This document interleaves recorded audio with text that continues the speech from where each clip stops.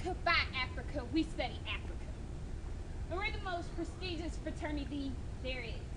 Why are you all here? We want to be part of Africa, Phi Africa, because we want to know why it's important to study Africa. I just want to be in this fraternity because it's cool. Hush.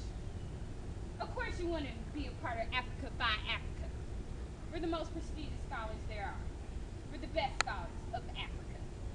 You will meet me here in 5 minutes to answer this question. This question will determine whether you get into Africa by Africa.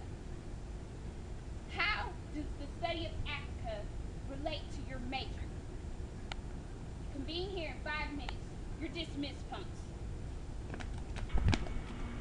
Kim, a journalism major, answer for initiation into Africa Phi Africa was, for a journalist studying Africa, it reinforces the importance of reporting information accurately and of their obligation to the truth. Also, journalism has the ability to undo many misconceptions of Africa. For instance, that Egypt is the only history makers of the African world. This, in fact, is not true according to Henry Louis Gates, who shows the ruins of Great Zimbabwe in his documentary, Wonders of African World. Another misconception that journalism could undo is that Egypt was the only wealthy society in Africa. And according to Shillington, it tells us Ghana was a very wealthy society, which we know this from the written accounts from Arab Muslims. I have the best idea for my answer for why to study Africa. Really, because I'm so nervous.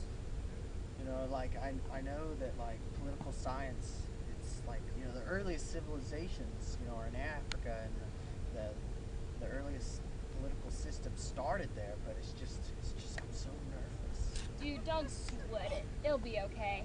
But anyways, Africa is the cradle of humankind. Charles Darwin even said that. Thus, Africa is really important. I mean, with anthropology. Anthropology is the study of humans, and Charles Darwin calls Africa the cradle of mankind, since it is the continent where all of humankind derived from. So it is important to the study of Africa. For example, the mitochondrial Eve was discovered in Africa and is said to be related to every human being on Earth.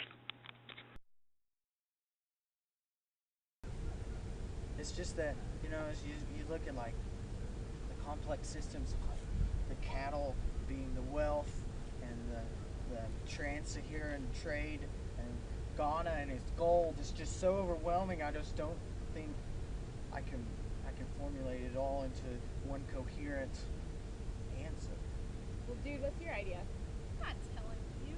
Mine's awesome. You'll just have to wait and hear that. Political science can explain how major communities and civilizations evolved into what we know them as today.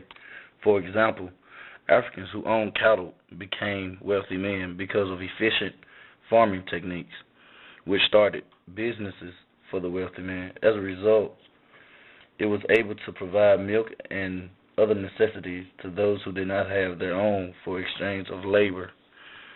This led to the first Africa's hierarchical political system and complex trade system. For example, the Trans-Saharan trade route evolved many different communities and rulers of ancient Ghana. Good answer. Welcome to Africa by Africa. Yes! Okay. That's good. So what's your answer? Africa and political.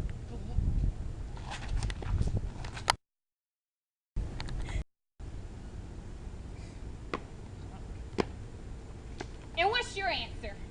Well, there's tons of like African art and stuff, so I mean, totally African and art, it just makes Wrong. sense. Wrong. The study of Africa is relevant on many levels. For example, Susan Blair says that through the study of African art, she is able to analyze the habits of mind and social practices that defines art history.